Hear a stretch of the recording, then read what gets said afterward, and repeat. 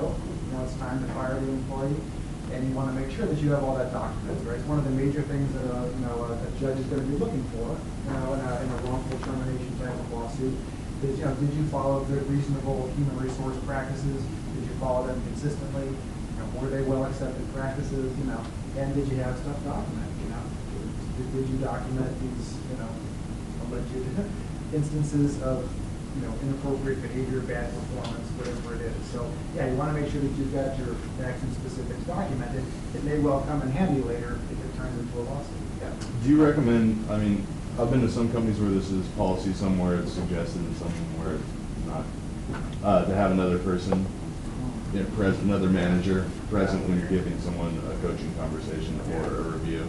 Right. Because either, like I've had situations where I've written people up before and they're like, well, I'm not signing that. Yeah. And so then you have the other manager go, it was delivered, they were told, the person refused to sign. Right. Or, the fact that you're kind of covering yourself from any sort of discrimination or... Yeah, no, I would say kind of a good rule of thumb, the answer is no. You don't need to have anybody else present unless, right, there's some kind of compelling reason, whether it's, you're giving someone significantly negative feedback, there's something about the employee that suggests that this might not go well, maybe they're sort of a belligerent employee or something like that. So in those cases, yeah, if there's any question about it, why not bring someone else in? So if there's any reason to think that you might need another person, great. But otherwise, probably not necessary. So, yeah, very good. Okay, on the positive side, Jennifer? I was saying, I've had managers, when you sit down and you have like one-on-one interviews, or not necessarily interviews, meetings or whatnot, and they can specifically say like things that I've done right. Yeah. That's just reinforcing the behavior of wanting to be motivated, wanting to do things good. So I think not just saying, hey, you're doing a great job, but you can like provide specific examples and then provide continuous feedback on that. Definitely reinforcing that behavior. Yeah, very good. I couldn't say it better myself, right? It's not just the negative side. People, when they get positive information, they typically want to know, well, what did I do right? Sort of a generic, broad, overly broad, hey, way to go, good job, isn't terribly helpful. It's like, okay, can you tell me specifically, what did I do that was so good? Because I want to make sure that I'm continuing to do those right kinds of behaviors. So yeah, you want to give specifics, whether you're delivering negative information or positive information. Especially if you're doing both. If you have to deliver some negative, it's always good to have those specifics of positive. So like, although you're not doing X right, you are doing A, B, C, and D all right. So. Yeah, good. Right, yeah. Which we'll kind of talk about in a moment. It's kind of like a sandwich technique kind of issue. But yeah, I think in general, good idea. Yeah, good. Okay, so a couple of good tips. Roy, hopefully I'm beginning to suggest that there are some important things you can do if you are that manager, like so many of us who is, struggles with giving negative feedback. Here are a few things you can do to really help yourself deliver that negative information. And it has to do with preparation. So giving frequent feedback before the meeting, gathering specific facts and examples are important things to do to help you deliver the negative feedback effectively and to prepare yourself for its consequences potentially. Know what you want to achieve is another preparation issue.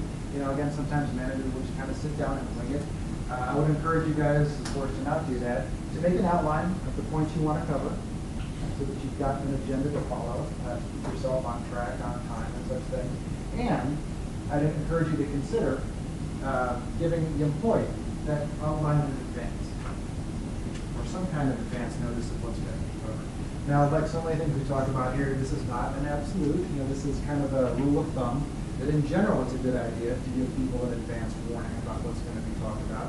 There are definitely times you don't want to do that. And a good example is that employee, who's maybe, right on the edge of being fired, maybe going to be talking about lots of negative information. In that case, probably not going to be very helpful to give the outline in advance.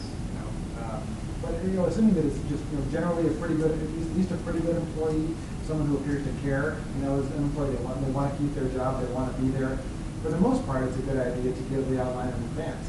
And let me sort of turn that to you guys and say, would you want to have the outline in advance?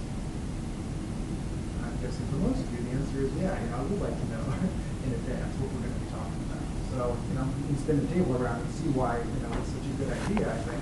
And we're not talking about like a week in advance, especially if you're going to be delivering some negative information to the employee. they can just lose a lot of sleep that week, stewing over what, these negative things are going to be said. So I wouldn't give it too far in advance. Again, a decent rule of thumb, I think, is about a day. Or if you're giving a late afternoon appraisal, maybe give it in the morning. The person doesn't lose any sleep that night. But about a day is probably, a reasonable compromise. Not too short before the meeting, but not too long. What do you say in regards to giving out a rubric of, what you're essentially graded on, reviewed on, in advance? Because that way they can kind of figure out, well, I don't do that, so I'm not quite an excellent, I'm a more above average. Yeah. So they can kind of figure out what they think they're going to be. Sure. I mean, ideally, we've done that a long time ago. Yeah. Right? But if nothing else, sure, maybe a sort of a reminder of the things we talked about as you came on board. Yeah, do it when you're hired, but then, like a week before, go ahead, just let you know we have the review coming up in a week. This is the rubric you got when you were hired. Yeah. We'll be talking about it specifically. So in addition to the outline, here's just a reminder of the rubric, that the work that we use to evaluate performance. Yeah. So it's cool, this one job, I actually had, they didn't, give you a number, like 4 through, they did it on a continuum, and they did it on a, evolving, getting there, had, excelled at this, and then you have like different layers based off of that, and so then beforehand, like I went through it, and I would mark down, I think I'm here, and give a comment why, and I think I'm here, and then my supervisor did the same, and then we got together and kind of went over, and if there was any really big differences, then we would discuss that. So I thought the continuum was like so much better than saying, you're just not that good at this, or you're not good at that, just because then it can show you to evolve throughout the process. Yeah, one of the topics that was not bitten off for a workshop later on, which is a little bit unfortunate, but I wasn't going to press you guys to take it, is performance appraisal. And there's a lot to be said about good performance appraisal. It kind of goes beyond the scope of this class, but you're bringing up a couple of issues, right? In a class like that, you would talk about things like, do you want to do just supervisor evaluations in your company, or do you want to do something more like a 360 evaluation, where like everyone around you is evaluating? Your subordinates evaluate you, your peers evaluate you, your manager evaluates you, maybe other managers evaluate you. And you also brought out the self-evaluation, right? Which is an interesting addition. A lot of times people are even more critical of themselves than anybody else can be. Of course, you can also do something in between, right? As you bring out, you can have maybe just not a full 360 because it's expensive and time consuming, but maybe you pick a couple of sources, right? Rather than just have the supervisor's evaluation, maybe you have a supervisor and a self or something like that. I actually had a manager, they went to this conference one time, and you registered beforehand, and so the people who were conducting the conference actually went out and seeked out your ultimate superiors, a couple of your employees, people that you interact with. It's completely anonymous, but they gave actual, very honest feedback. And so then when they went to this conference, they completely broke them down hardcore as far as this is what you're doing wrong, and they kind of built them up back. But I thought that was kind of a unique way to do it. I don't know how to make it through it. It is a powerful tool, and not all that you need. A lot of major companies come, if you don't do a full 360, full 360 degrees, meaning all the way around you, but they come close to it. Yeah, it can be. If nothing else, it's a much more objective, right? It takes away a lot of the politics and things that can get in the way of one person evaluating. You could have an agenda, or some reason why they're going to blow you up or tear you down or something like that. But yeah, right, a very powerful method of performance appraisal. We also bring up different ways of appraising. You can have sort of refer to continua, or there's something called a behaviorally anchored rating scale, which is a pretty useful and commonly used technique, where you basically take the person's job description and you break it down into all the behaviors, or as many as you can, to the most relevant behaviors that constitute the person's job, and then you develop for each one of those behaviors. You sort of didn't get a list of about maybe like a 10-point scale would be kind of the most common, from 1 to 10, and like a 1 would be sort of the worst behavior you could do in that position. You sort of talk to other people who do the job, and others who have held the job in the past, and your own knowledge, and you kind of get the worst behavior, and you kind of get the best behavior. What's a 10? for that behavior, and then you come up with behaviors for 2 through 9 in between, and you use those as a way to try to to get the kind of specific information that you're referring to, rather than sort of a vague way to go in this dimension, or not so good in this dimension as you were describing, but kind of specific. Here's what your behavior looks like, along this dimension, and here across your entire job. A lot of managers find that to be an extremely effective technique. We can give a lot of good information, and it takes a lot of time to put those skills together initially. But once you've got them together, then it's just a pretty quick run through to pick the right behaviors, and can be a great tool. Yeah, very good. Again, kind of beyond the scope of this course, but all useful things for us to at least mention. Okay, let me just throw the question out to you that I was about to ask, and that is just to make sure that we're clear on this. Why is it such a good idea to give the outline in advance? Why would an employee want the outline in advance? Yeah. Well, I hope reasons why I think the employee can look at it as a sacrifice. But I'd rather that we give the guy 10 days today and he's expected to know exactly how to interview. Yeah. But I'd have to think too is, in order to make your interview as efficient on time as possible, I mean, if they're trying to go through it, it seems that they're speed up the process with the interview. Yeah. Right. And I think one of the reasons why that's so true is gets back to the concept of attributions that we talked about last time. Especially if you're getting that negative information, chances are pretty good that when the employee sees, the negative goals and the areas of improvement or whatever, if you give that information to them live during the meeting, you may get, 15 different reasons, typically external attributions to why those negative things happen. Oh, here's a reason, here's a reason, here's a reason. But if you give it to them in advance, they can kind of do some self-vetting, of their excuses, if you will, external attributions, whatever they're going to say. And they often, I think, at least in my experience, they'll come armed with like many fewer of them. They kind of boil it down and say, okay, yeah, I thought about this, and I got to say that you're right, Mr. or Ms. Manager, but if I can just explain, a couple of things as to why I think that happened, and it makes a much more efficient conversation. You can deal with those issues more efficiently than hearing the long laundry list of external attributions. So, yeah, very good. I was kind of thinking of the same way Brandon was. I was also going to add, then also if you gave him the information in advance, at the end you could, if they wanted to backtrack on it or say what they what they were going to say or what they meant, you could say well, you had the information in advance, so they couldn't. It's like a debate. They give you all the questions in a debate in advance, so that no one can say well, I really meant, or I really was gonna say, but I forgot to say. So you can always have those solid things. Yeah, very good. Exactly. Very good. Okay, so again, you guys probably can think of other reasons, but a good idea in general. There are always exceptions, but in general, a good idea to give people the outline in advance. So that's all on the preparation side, right? So hopefully you've prepared well. Now it's time to open the interview. It's time to conduct the interview.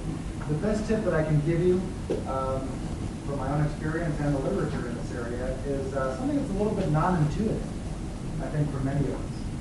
Because if you think about how most people open the interview, does it involve listening? Or when the average manager conducts a performance appraisal, does the manager do a lot more talking than listening, right? I mean, if you think about appraisals you've had, I bet for the most part the manager kind of sits you down, and then just starts talking, right? And it might be 5 minutes, it might be 10 minutes, it might be a half an hour before you're given an opportunity to say anything, right? So again, some managers do a good job of this, but I think many managers don't. They do way too much talking at the beginning of an interview. A job of a performance appraisal. The advice I want to give is to, you got to say something, right? Hi, welcome, thanks for coming. You don't just say nothing. But in sort of relative proportion to what the average manager does, put in more listening, relative to talking than the average manager. All kinds of reasons why doing a lot of listening at the beginning of the interview tends to help. One of which is on the slide here. It gets back to that concept of participation. Remember, we've covered this a couple different times, a couple different ways in this class. We mentioned it in motivation, we mentioned group dynamics.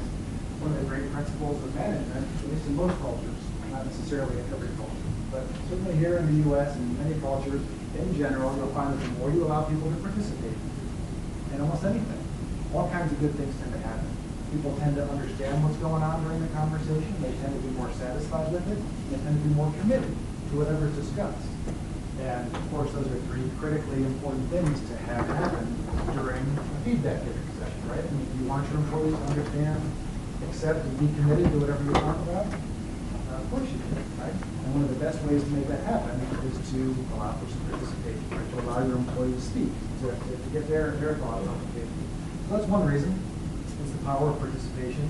The other reason, once again, gets back to those attributions that we've been talking about. You know, again, even if you gave your outline in advance to your employee, chances are they're going to have some thoughts on their mind, right? They've seen the outline, they've seen that there are 10 points you're going to cover, and 3 of them are on the negative side.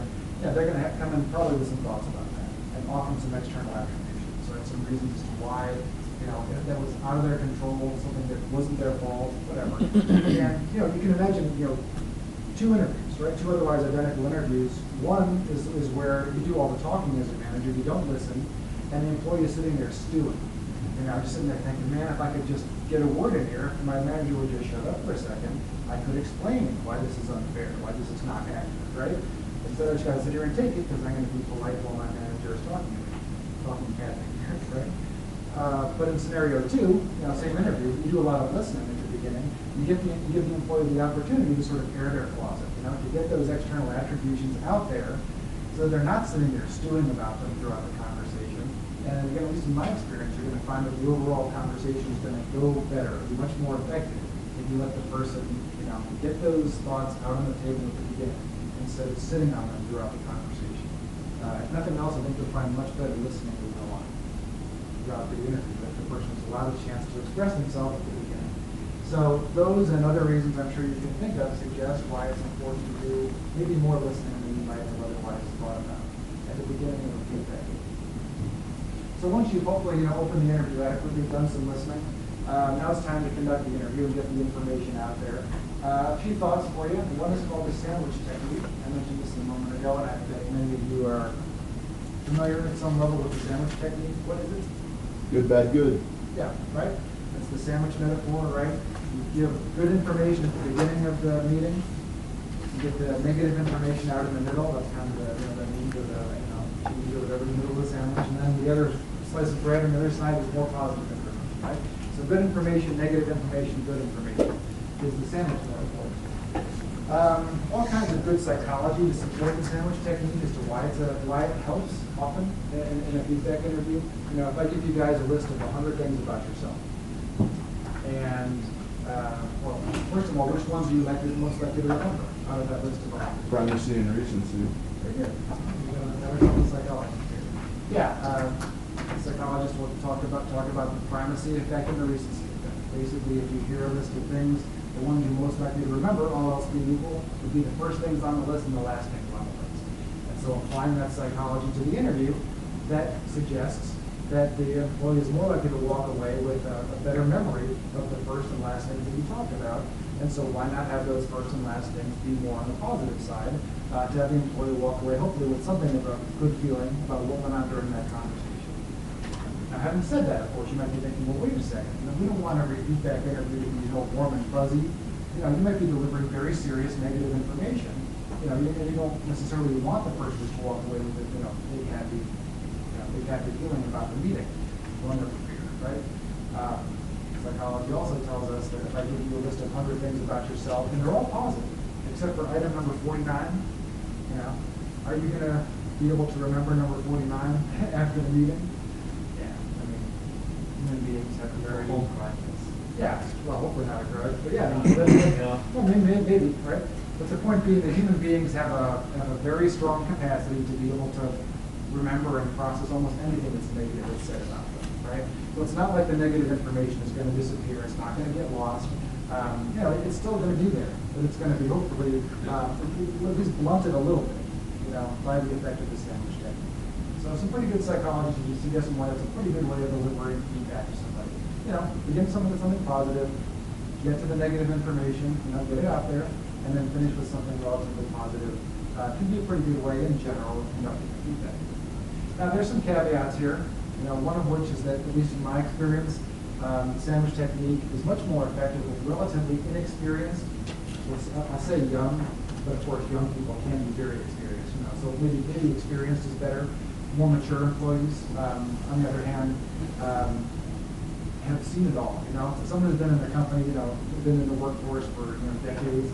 They've seen every kind of feedback interview. They know what managers do. And so if you try to overdo the sandwich technique with a more experienced employee, you shouldn't be surprised if you hear something like, "Hey, take off the cake balloon, just give it to me straight. Don't do all the sandwiching with me or whatever." So again, I guess I would say that I think some sandwiching works well for anybody. I mean, why not at least begin the conversation with a friendly hello? That's something positive. Why not end the conversation with a friendly goodbye? As we'll talk about, a pledge, to help, to do what you can to support the person. That's still sandwiching. Something positive at the beginning and something positive at the end. But if you're dealing with an experienced employee, I wouldn't overdo the sandwich technique, right? Having said that, again, some sandwiching I think works for pretty much anybody in any case. Focusing on problems and behaviors and not the person, a very important concept. I think many of us can relate to this, where what we're talking about here basically is focusing the conversation on things that people can do something about. I actually sat in, I was a third party in a feedback interview at one point, where the manager actually called the employee stupid. Do they use that sandwich technique? I don't recall, but probably not. I think it was a pretty negative session all the way through, among other things. The person was called stupid during the feedback interview. And there are a lot of things you can say about why that's not a good idea, but one of them falls into this principle, right? The employee can't help stupid. I mean, who knows if the person was stupid or not? But it's like, sorry, boss, I can't help stupid. How about you give me something that I can actually change? So as a manager, instead of calling somebody stupid, why not focus on problems and behaviors, things that they can actually do something about? So instead of saying, "Hey, you're dumb, you're stupid," why not say something like, "Look, in this particular date, in this particular circumstance, here's what you did, and maybe not the best choice. Here's maybe how you could have done it differently." That's basically the same thing, more or less. It's a stupid comment, but it's much more constructive, right? They can actually say, "Okay, all right, yeah, I guess I can see why that wasn't the best choice. Maybe I can do something better next time," right? So instead of focusing on traits, characteristics, don't criticize people for being introverts, for being type A or type B or whatever. It's just not very constructive. People really can't do much to change their fundamental traits, characteristics, personality. But if you get down to behaviors and specific problems, that's where it can be much more constructive, and you can get the thing that people can actually do something about. Yeah. I've always followed the philosophy of the what, why conversation, what you did, what you need to do, and why. Good. Yeah, it's a similar kind of idea here, and much more useful, constructive things to focus on if you follow that kind of approach. That's a good thing. Offer specific examples. We've pretty much already covered that. Delaying and limiting criticism. We've covered that a few times in class. Again, earlier in the conversation that you bang on somebody, that you criticize them, in general, the less good listening is going to occur after that in the conversation. So, always exceptions once again, but a pretty good general principle to walk in with is to kind of backload the criticism toward the back of the conversation, right? You can still do some sandwiching, you can still, use those kinds of principles, but to in general put the criticism, the negative stuff toward the back of the feedback. Pretty good idea in general. Last idea is to combine goal setting with performance appraisal. I'll put this in a little bit more bold print, only to signify that I think it's a very strong and good principle, but one that not that many managers do. That's why I'm bold, because it's just not that common. And so let me just give an appeal to your guys' experience. How many of you guys have had, when you've had a feedback interview, did you simultaneously, like a same meeting, do goal setting? Hands up. Several people. That's good. I'm also betting, though, for the same people who raised your hand, I bet you had other supervisors who didn't do that. But still, that's good. I'm encouraged to hear some of that going on. Let's talk about this. Why is it a good idea to do goal setting when you're giving feedback? I mean, it's time consuming. Yeah, it makes a long meeting longer, maybe. But let's maybe break it down this way. Sort of the positive, negative information angle. It really doesn't, sort of regardless of whether you're giving positive or negative information, it's a great time to do goal setting. What if you're getting a lot of positive information? Why is this a good time to do goal setting? It can take you into a direction that you want to achieve. Good. Yeah, you kind of talked about sort of path goal theory and those kinds of ideas, right? You know, why not leverage the good feelings that are coming out of this meeting and begin to talk about the future, talk about future goals, paths towards those goals in order to, right, keep the good times going, right? Good. Other thoughts? Well, I mean, there's lots of things from good. You can, when you set goals, you can talk. I mean, the thing is action plans, how they're going to achieve it, and so you can find out how they did it, how they plan to do more, and so you can leverage that instead of just being like, well, you exceeded, you know, like you got the excellent on the continuum, you know, let's push you past that excellent, and so you can get more out of that individual. And on the bad, you want to have a goal setting, you know, in that action plan, how they're gonna make steps to fix the problem. So yeah, since we're bringing it up, let's talk about that negative side. Let's say you're giving a lot of negative information to an employee. Why is it, again, a great time to do goal setting? You've gotten them started. Other thoughts about why that's a good time to do goal setting? Put you back on track. There you go. Okay, putting the person back on track. I hope we're talking about specifics, right? Again, kind of a path goal theory idea, not to just abandon your employee, but to say, let's talk specifically about how you can get back on track. Good. Other thoughts? They can give you like some sort of, or give them an idea of the expectations you have as far as like fixing the problem. Okay. Good. Yeah. So there's a renewed discussion about expectations. That can be an important part of it. I think it gives them a sense of your support, that you're there, you're going to work with them, you're not just giving up on them, right? That you're working together. Right. Yeah, that's an important one that I wanted to get on the table. And of course, Lindsay's comment and others are very good ones, but I think that's kind of a key one, right? Is to make sure that you are showing your employee you're not abandoning him or her, right? That you're going to be there for them, to give your support, and you know. Well, you can only give so much support, you know, to an employee who's really struggling, but that can be an important signal to the employee that you're not abandoning or giving up on them. And so having a discussion about the future, right, is in and of itself a good signal that the person's not going to get fired tomorrow, right? You're saying, okay, let's talk about the future. You know, we're assuming that you, employee, never want to feel this way again, right? This is probably not a very happy conversation for you. You know, you probably want to redeem yourself. You know, you want to make things better in some sense. So let's talk about the future. And in so doing, you're giving the employee a signal that you're going to support that. That means itself. Very good. All right. So yeah, whether you're giving a lot of positive information, a lot of negative information, good time to do goal setting. All right. And then closing the interview. There's a few things that you can think about as you wind things up. One of which is to genuinely offer your assistance. Please don't do this unless you can be genuine about it. But sometimes managers will say that without really meaning it. You know, if you can genuinely offer your assistance, your support, that's a good thing to leave the employee with.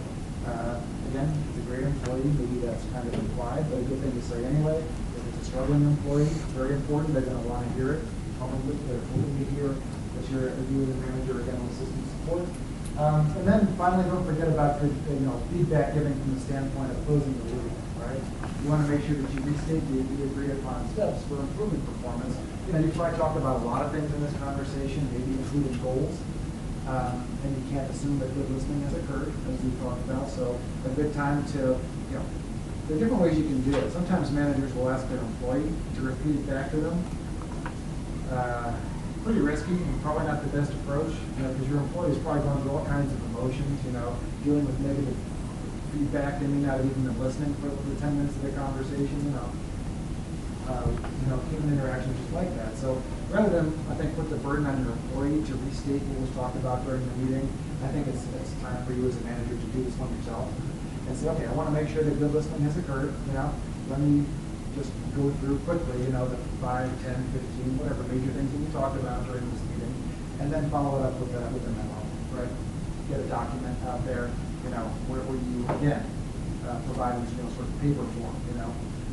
Here's what we talked about. Basically to set up that contract for next time, right? To make it clear that, you know, here's what we talked about, for better or for worse, and this is the first document I'm going to try out, you know, next time we talk, because it can be a good basis for discussion, especially if you can fix it. All right? So a good idea to get that documentation as a follow-up to restate the agreed upon steps for improving performance. Okay? So with that, hopefully useful for everybody. I know, you know, the first time I started doing some learning in the world of feedback giving, I was kind of dismayed at how little of this I was doing. You know, it's like, oh crap, you know, I don't do any of this stuff. I must not be very good at giving feedback. You know, if that's your experience, you know, please don't use hardship. We can all do a better job, myself included. Being better at giving feedback. But hopefully with this, we've got a lot of good takeaways, you know, things that we can be doing in preparation, conducting the interview, closing the interview, to try to all do a more effective job of giving feedback. All right. Questions or comments before we move on? All right, well, let me just go ahead then. Before we move on to our, we're kind of, you know, grinding the gears here and moving on as we all so often do in this class. That kind of closes our section on communication, although, you know, to some degree, lots of what we talk about here is communication at some level. We're kind of closing our formal section on communication, and we're going to move on to a new topic, which is conflict and conflict handling. Although lots of connections between the two, it's not like it's a totally different topic. An awful lot of good conflict handling skills are basically good communication skills, so there are connections there. But before we do, I want to sort of take a little bit of a time out in the class and talk about the Bob Knowlton case. I kind of like the Bob Knowlton case at this time of the course, mainly because I think it's a pretty good sort of review case. That you can think about the Bob Knowlton case and use it to connect to almost every topic that we've talked about so far in the class. And if it's not, you know, fresh in your head, you might even take a look at your syllabus and see the topics that we've, you know, what you know, road have we covered so far. We've talked about groups and group dynamics. Right? There are some problems, issues here in groups and group dynamics. We talked about leadership, right? So there's some leadership problems in this case. We talked about individual differences, right? There are some interesting individual difference issues that go on in this case. We talked about motivation. I think there are motivation problems and things that can be said about this case. Power and politics. You know, there are some power and politics types of issues here. Communication. You know, issues galore in this case. All kinds of arguably poor communication going on in this case. So that's kind of what I want to do. You know, at this point in the class is just to take a few minutes and get some thoughts from you guys, you know, from sort of a, you know, again, a problem statement kind of perspective. I didn't ask you to prepare a problem statement, but I'm sure you can kind of do it. You know, what problems do you see in the Bob Knowlton case?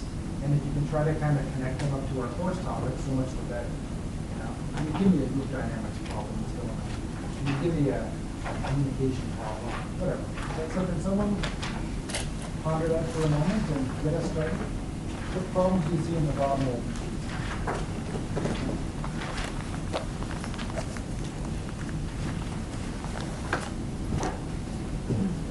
Don't make me regret not having you come up with prepared problems. What do you see?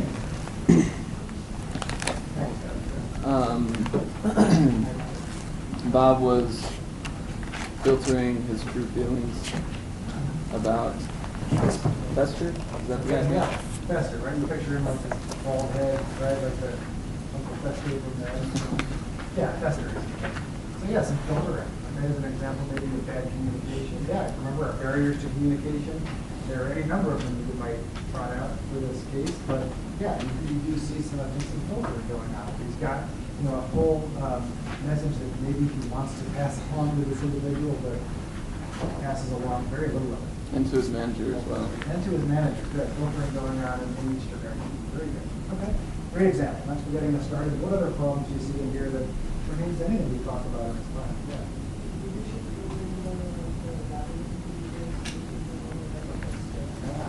Okay.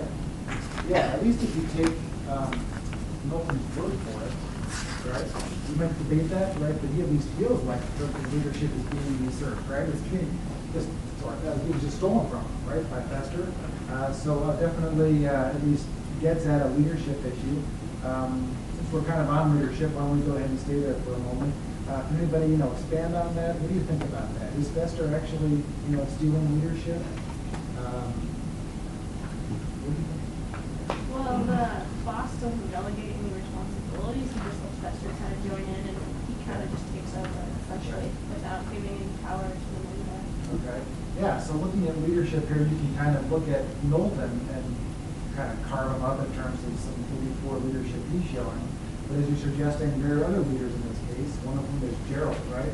Knowlton's boss, who apparently is making some mistakes also, one of which you could argue is not doing a very good job of giving clear job descriptions, right? That you sort of want to throw people into a group and sort of saying, hey, you know, have at it, see how you can do. Since you brought up the term power, we'll go ahead and inject the power and politics angle in here also.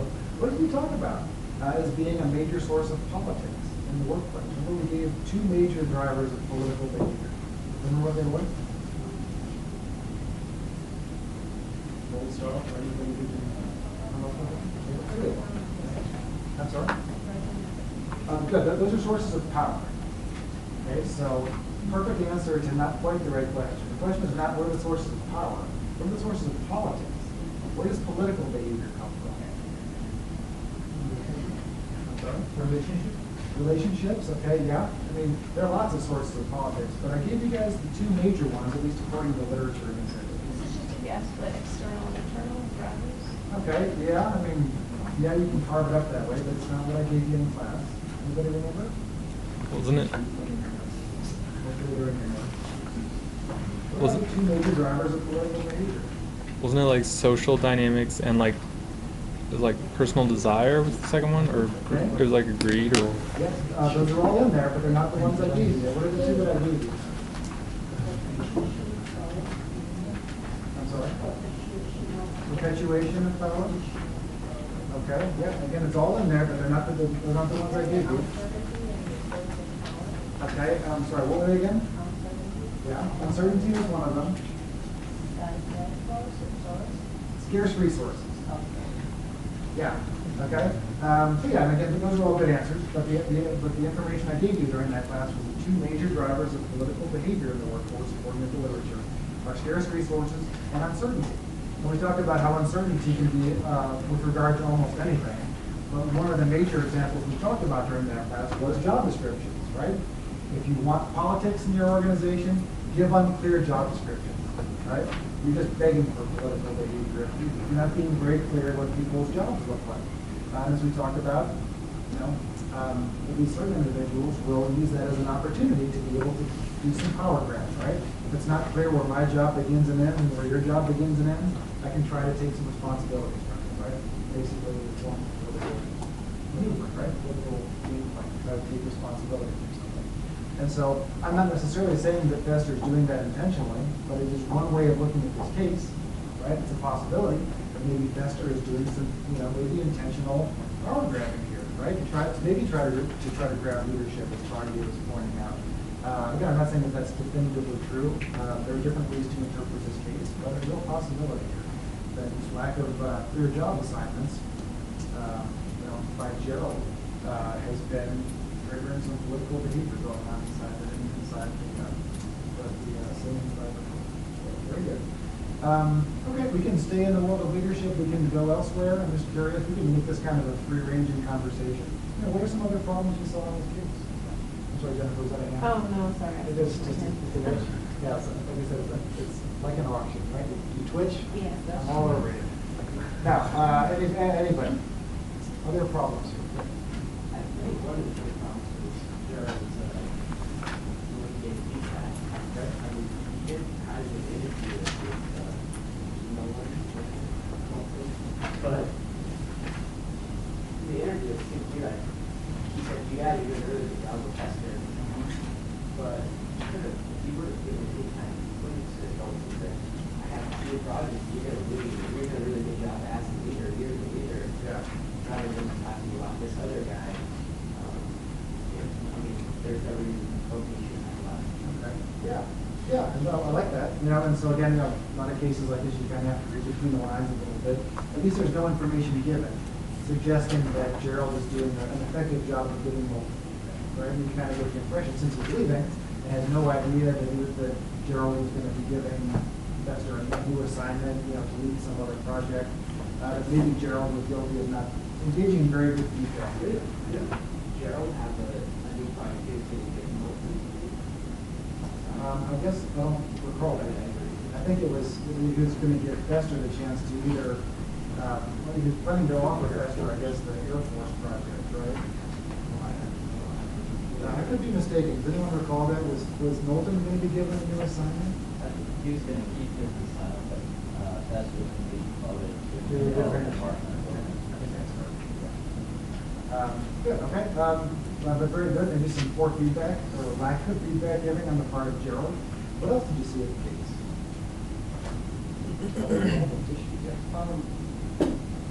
regards to motivation, the two-factor theory, we have, it feels like, this is when Gerald Gerald's a big boss. Yeah. Yeah. He felt like it was a good idea, and that's kind of the feedback he was, I guess, the feedback he thought he was getting from Milton, that adding a professor whose team was helping because that it was, it was almost like I don't know if it's a working condition or interpersonal relation that factor would go under, but that's going to lead to dissatisfaction, where the satisfaction is one thing, so maybe, well, you consider that when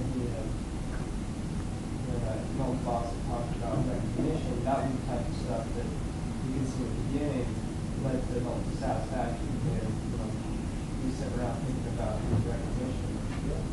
Yeah, good, I like that. So if I said, hey, can you apply two-factor theory in this case, I like that, right? Even in the beginning, you get an indication of some satisfaction on the part of Knowlton because he's feeling good about being recognized for the contribution he's making. But as things move forward, I don't know if some of that goes down. You kind of get the sense that at least in Knowlton's mind, that the recognition factor is going down, while other things on the hygiene list are getting worse. So your personal relations, working environment. Yeah. For the problem statement, it might be for Gerald to focus on back on those motivators. Good. Good. I like that. That's the kind of mistake. It's not a mistake. Great. No, very good. All right, so in the world of motivation, we've now touched on other thoughts. What else do you guys see as a problem in this case?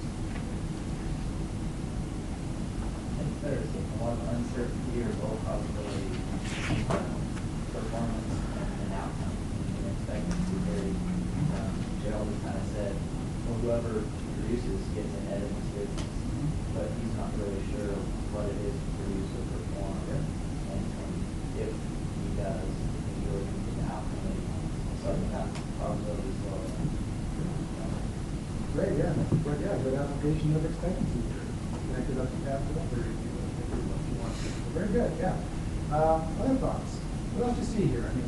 What else? Communication problems, individual difference issues, even other motivational issues, group dynamics. What do you guys see? What else is what we're not talking about?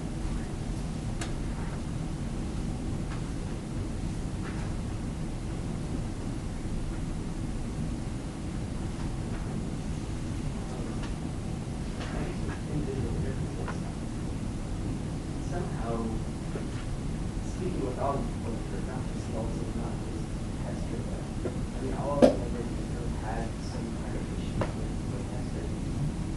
Or Hester, yeah, Hester.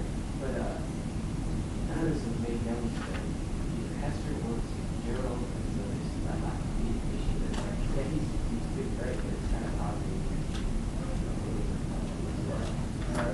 Good, yeah. So again, from the feedback, communication standpoint, not a whole lot of feedback being given to Fester also as to what's going on, maybe how he's shaking the group up. You can assume that Fester knows this stuff, because I think much of our experience can tell us people often don't have a good sense of it's to some degree a self-awareness issue. They just don't see what the effect they have on other people. They don't understand those kinds of issues, and so a good time to do some feedback every professor. Don't assume that he gets what's happening. Let's talk to him about it. Try to find out a little bit about why he's doing what he's doing, and then maybe help him through it, help correct it. Because there are all kinds of explanations actually as to why Fester is doing what he's doing. You might assume that it's a power grab, right? But not necessarily. Can you guys think of other reasons as to why Fester is doing what he's doing? Yeah, he just shows like a passion for what he's doing, by like his enthusiasm, people are and that's something. Yeah, maybe he's kind of running roughshod over people, but it's just because of his passion, or at least largely just driven by passion. Maybe he needs to become more aware that he needs to, realize, boundaries is a good word, yeah, sort of realize that maybe he needs to tone things down a little bit because of the effect it's having on other people. Okay, yeah, can you give that just a second? Yeah, let me give you guys another thought, or a couple of other thoughts, as to maybe why Fester is acting the way he is. One has to do with conflict handling styles. It's actually a topic for next class. The discussion questions that I give you guys for next class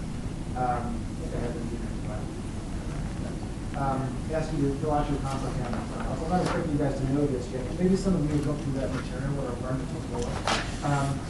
What conflict handling style would you argue Chester is showing?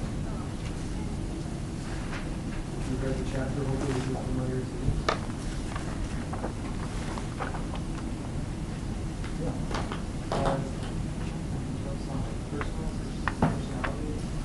Oh, right. Okay. Yeah, I'm actually. Yeah, I think that's actually a good approach to take too, but it's not clear what I'm driving at.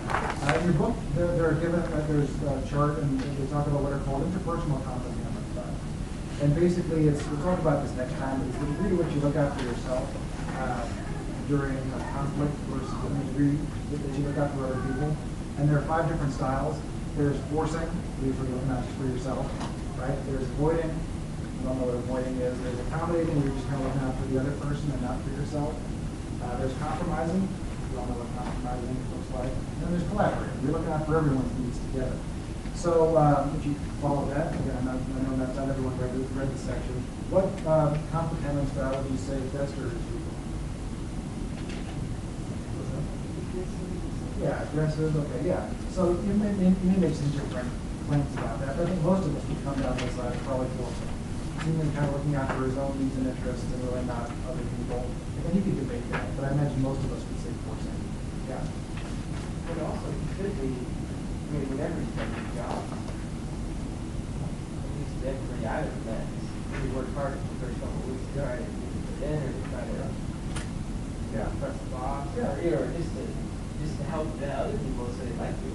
Yeah. Maybe you can just think of something but. No, very good. So I'm just kind of throwing this out there as a possibility. Again, you could argue that there are different things going on here. That's kind of similar to Kelsey's point about just sort of passion, just kind of hard work and hard, kind of getting at it in his first few days on the job. That's another good explanation. But the point I wanted to make in the world of conflict handling was that at least some might argue that Fester is using a forcing approach. Did you guys read the chapter? You can remember, this case and try that on for size as you get the information about what it means to be a forcer. Just kind of looking out for your own needs and interests and not adequately at least looking out for other people's needs and interests. Whereas what style do you think Knowlton is using? Yeah, I think I heard avoiding. What's that? Oh, yeah. I mean, some might say avoiding, some might say compromising, some might say more accommodating, but a very different style from what Fester is using, right? Pretty clearly. I would probably argue avoiding, but different people can argue that. But that could be an explanation, again, for sort of part of what's going on here, and maybe Fester's behavior to some degree, is that it has to do with conflict handling style. He's just a force, looking out for his own needs and interests. Another explanation for Fester's behavior gets back to the notion of motivation. You guys got us some good start on how motivation fits into this case. Let's go to the topic of rewarding A while looking for B. Okay? What gets rewarded in this organization? There are a couple of strong statements in that. According to the Jared, what's his name? Gerald, yeah. He said that whoever has results gets rewarded. Yeah, and Knowlton repeats that, right? Yeah. It's said a couple of different ways, but basically the person who produces is the person who gets ahead of this organization, right? So that's kind of we can sort of take that, I think, as granted, so that's sort of a reflection of what the organization, is actually rewarding, sort of that individual kind of behavior. What do they want? In the sense of rewarding A while hoping for B. This is a team-based organization, right? They're using teams. And so, again, some might debate this, but what I see in this case pretty clearly is rewarding A while hoping for B. They want good teamwork. But the reward system is set up to reward individualism, right? And so then is it any surprise if you buy that? Is it any surprise that you get, kind of this disconnect, between what Knowlton is, between what Fester is doing compared to what people want him to be doing, right? You could argue he's just chasing the reward system. He's got an accurate read. Maybe he talked to Gerald, and Gerald said, the individual who produces gets ahead around here, and he's just, being an individual, like the reward system suggests he should. But no one likes that, right? Because they're actually sort of a culture of teamwork, and so there's this, I think this. What there's another explanation, right, as to why Fester is doing what he's doing, is that he's just being rewarded for it. People do what's rewarded, right? Even if it's very little up against the culture. That's where some training and feedback would be useful to say, hey, now, sorry for the confusion, Fester, but that's not how we do things around here, right? We want you to produce, but we also want you to be a good team member, right? A good effective part of the team. Maybe try to change the reward system if you can, to reward people with both, right? Good performance as an individual, but also good team performance.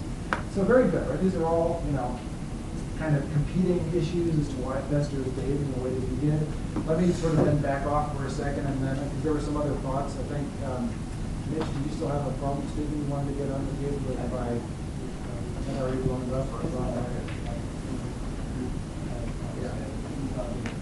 That's not in fact just in perspective of Great. Great, very good. Yeah, so a good team-focused problem statement that we've kind of already touched on. Yeah, so as you guys can see, we've covered a lot.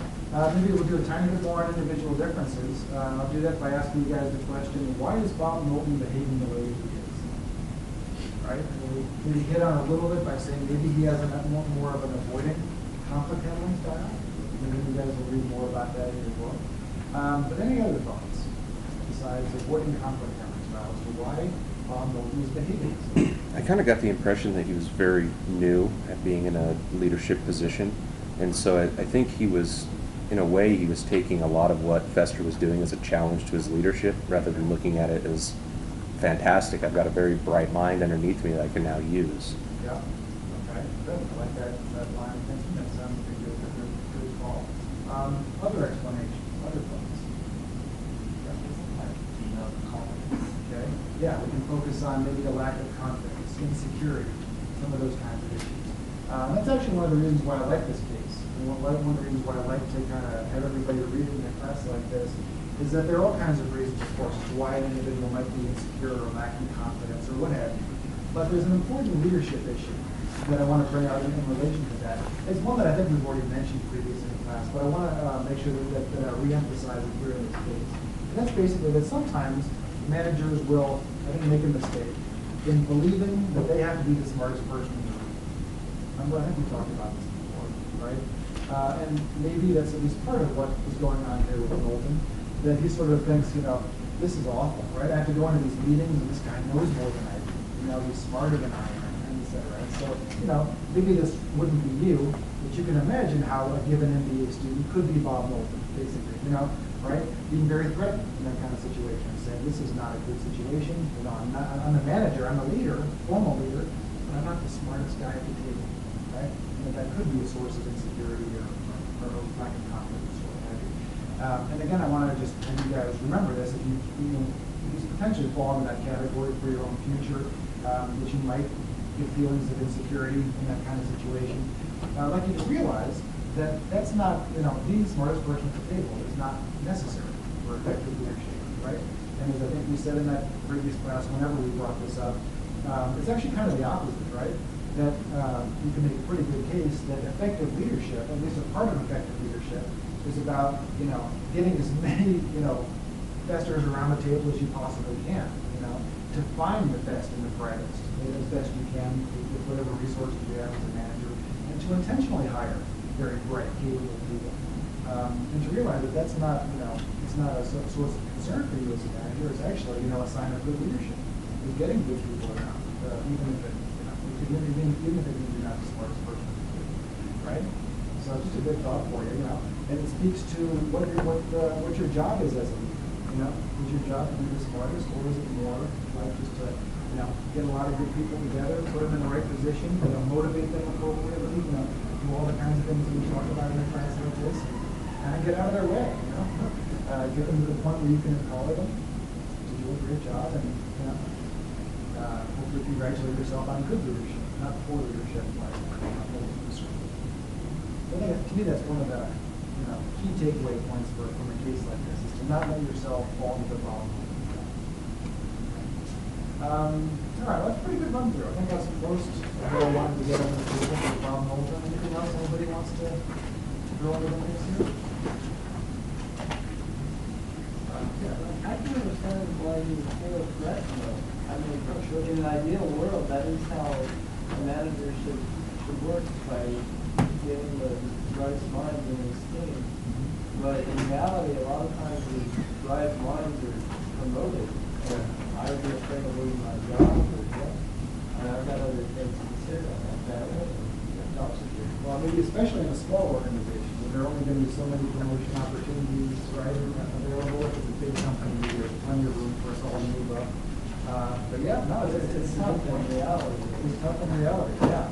But again, I would just kind of submit that hopefully, the managers above you are paying attention and realize that, yeah, that other person might be a good candidate for promotion based on, his or her technical merits and intelligence and skills and things like that. But, hopefully you're, otherwise just playing yourself as being a good manager.